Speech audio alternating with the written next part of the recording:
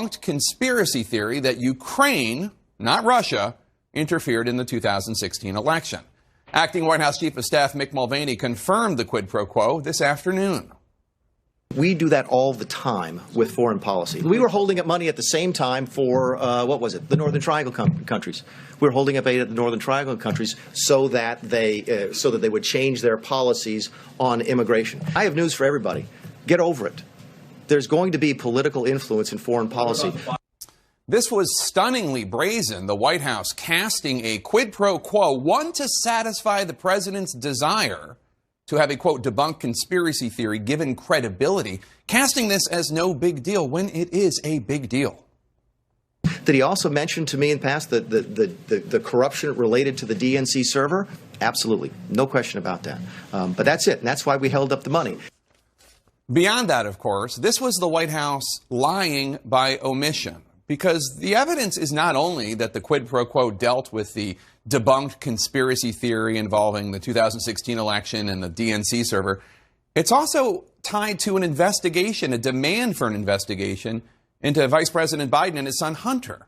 The rough transcript released by the White House shows President Trump saying to Ukrainian President Zelensky, right after Zelensky brought up military aid that his country needs, quote, "I would like you to do us a favor, though, because our country has been through a lot and Ukraine knows a lot about it." Then they discuss the debunked conspiracy theory, after which President Trump says, quote, "The other thing, there's a lot of talk about Biden's son, that Biden stopped the prosecution, and a lot of people want to find out about that. If you can look into it, it sounds horrible to me," unquote. Now, expanding on the quid pro quo, Mulvaney today noted that Ambassador Gordon Sondland, in the opening statement of his congressional testimony today, acknowledged that the White House wanted the Ukrainians to provide a statement about how they were going to deal with corruption. But Mulvaney left out that Sondland also testified that Trump told him to talk to Rudy Giuliani on this. And, quote, "Giuliani emphasized that the president wanted a public statement from President Zelensky committing Ukraine to look into anti-corruption issues. Giuliani specifically mentioned the 2016 election, including the DNC server, and Burisma as two anti-corruption investigatory topics of importance for the president." Burisma, that's the Ukrainian company that Joe Biden's son Hunter worked for. So according to Sondland and according to Trump, the quid pro quo that Mick Mulvaney and the White House today admitted to included a demand that there would be an investigation of Burisma and the Bidens. A reminder to Republicans out there, when it comes to accepting this as a precedent, the idea of politicians in this country using the power of their offices to demand that foreign countries, vulnerable ones, investigate their own domestic political rivals, speak now or forever hold your peace. CNN's Alex Marquardt kicks off our coverage today.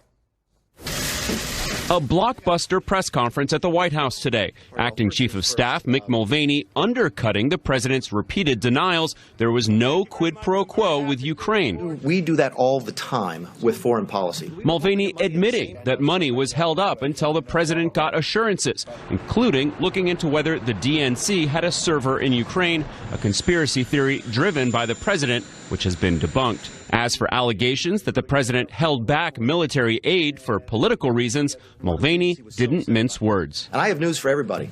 Get over it.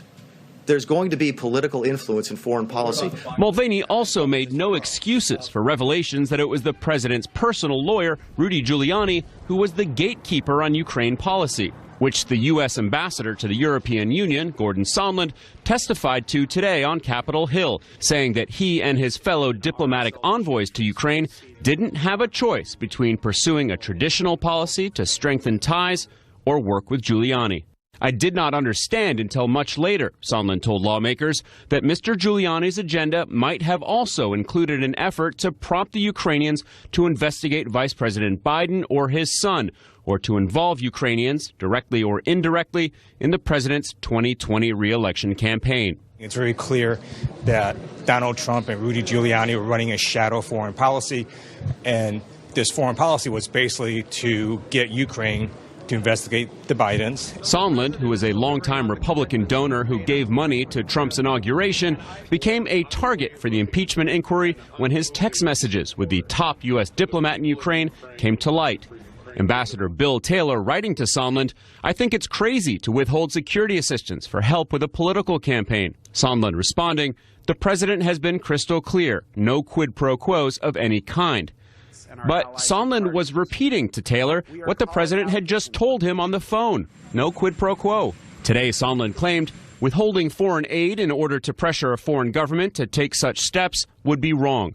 "I did not and would not ever participate in such undertakings."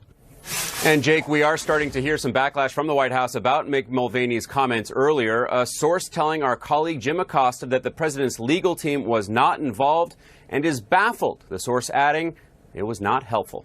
Jake? You think? Alex Marquardt, thanks so much. Let's chat about this. And Vivian, let me start with you.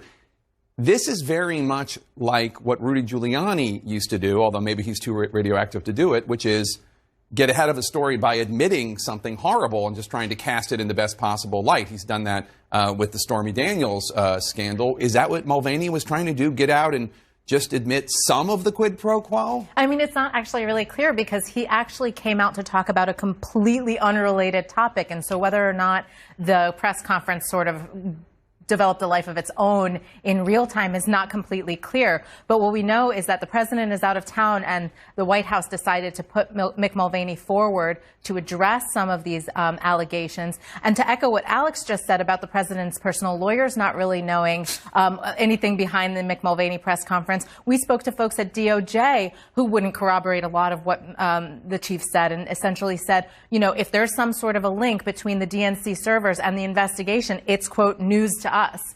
And so it's really interesting to see. It doesn't seem like this was a coordinated effort by any stretch. So even if you take the Bidens out of it, and the Bidens are definitely a big part of it by Sondland and Trump's own admission, you have Ukraine very, very vulnerable, depending on needing military aid to save the lives of Ukraine against these Russian and pro-Russian interlopers, investigating this crazy conspiracy theory. Well, that's right. I mean, I found it very revealing that Mick Mulvaney chose to bring this up. Remember, President Trump himself just brought the server up the other day. This is the same conspiracy theory that he talks about. And for Mulvaney to explicitly say, basically, so what?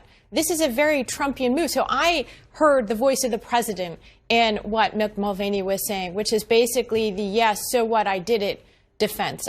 Remember, this is actually the origin of this impeachment inquiry is the White House releasing its own transcript of the phone call between President Trump and the Ukrainian president on July 25th. And Trump still says that was a perfect phone call. That is another version of the yes, so what, I did it defense. Indeed. And Joshua, here's House Intelligence Committee Chairman Adam Schiff responding to Mulvaney's comments today. Take a listen.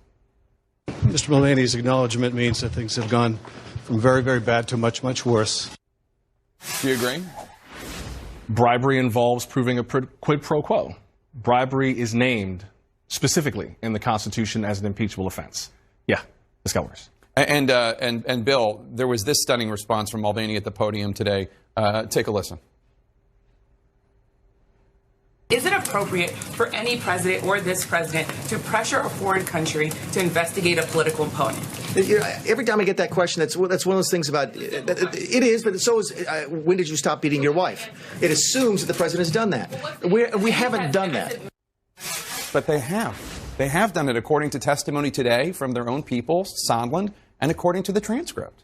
And Mick Mulvaney is the acting White House Chief of Staff. He is a participant in this. Why was the military aid not delivered to Ukraine after the Congress had appropriated it? The Defense Department had gone through all the very many bureaucratic hurdles you go through of specifying what aid is appropriate and what's not, interagency clearance. The whole thing is teed up, and it stopped. And then it stopped for what? For quite a while, right? A month or plus or something, with no explanation, no meetings, no documentation. The Defense Department is so alarmed by this that they have their own general counsel write a memo saying, we don't know what's going on here, because we are legally obligated to send and say, who orders that it be stopped? Mick Mulvaney. How does Mick Mulvaney now justify not testifying to Congress? He is a central player in the quid pro quo aspect of this Ukraine scandal. Do you think that we're going to see Republicans start to come out, I mean, other than Mitt Romney, to come out and talk about this, given how brazen this is? Good question. I mean, it's hard to say. I mean, other than Mitt Romney and, Republicans have already left. It's easy for, if your name is Jeff Flake, it's really easy for you to do this right now. I don't know. I mean, there's a lot going on right now. There's an election next year, and so I'm going to be interested to see politically what Americans are focused on, because we've got this impeachment inquiry, we've got Syria, we've got Turkey, which we're going to discuss later on. Yeah. So there's a lot going on. We've got a lot of plates to spin, and we can walk and chew gum, but if Republicans are not convinced that there is a larger, electoral or political cost, I wonder if they will think it's even worth it, or if they can stay kind of below the radar, keep quiet for a while, and wait for this all to blow over, and then maybe retrospectively say, yeah, that's how I felt. But, Josh, but they have to vote. I mean, they've been good at staying, God knows, good, I guess if that's the right word, at staying below the radar, beneath the radar so far. I don't want to comment on it. I'm more focused on other things, blah, blah, blah. They have to vote in the House and in the Senate. But as long as he's not radioactive, a lot of them may decide to just keep a low profile, and they can weather the storm, because at the end of the day, the Senate may not decide to go forward with it. I hear you on voting, though. I'm just wondering if they're going to say anything, or if they're just going to go vote and walk away. Well, the consequences of saying anything, as opposed to doing something, are unclear at this point, right? No one has proven inside the party, and I would include Mitt Romney in this, to be very effective at, waging verbal arguments with President Trump when it comes to his behavior in office. So, maybe we're playing the wrong game of gotcha in that sense. I think the vote is pretty important and relevant. The radical shift in the poll numbers in recent weeks is something that suggests that it's not as open and shut and simple as we think. There are multiple polls now that show a majority of the American people believe that Donald Trump should not only be impeached but also removed from office. That never occurred in the Nixon impeachment until 2 weeks before he was, in fact, forced to step down. Yeah, Nixon didn't have Fox News, though. But